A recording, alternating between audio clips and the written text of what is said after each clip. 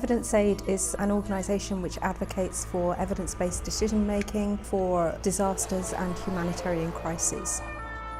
Evidence Aid has the ability to save lives by giving people the most important information on which to base their decisions.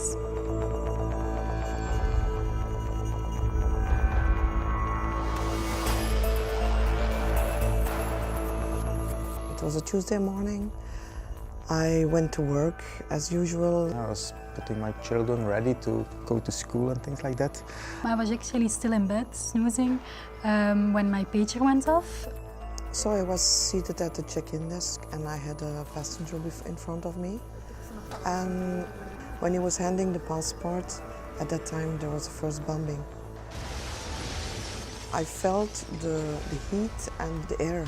I felt it on all my body. And then I start running. When the alarm comes in here at the Red Cross, there is a procedure depending on how big, what the needs are. And there is, for example, the medical intervention plan and the psychosocial intervention plan. On the 22nd of March, we had like a full deployment.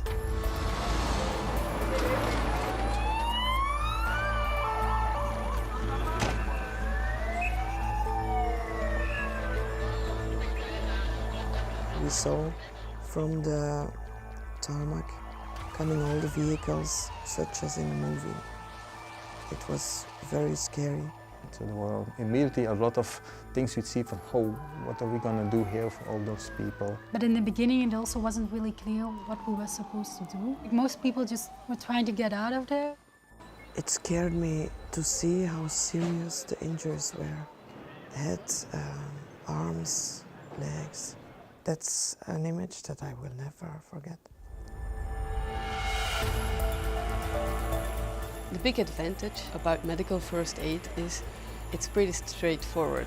Every body is different, but the laws of the bodies are the same. But on a psychosocial level, there are different laws according to age, cultural context, social context, family contexts. In the process of psychological first aid, we're still learning, I think.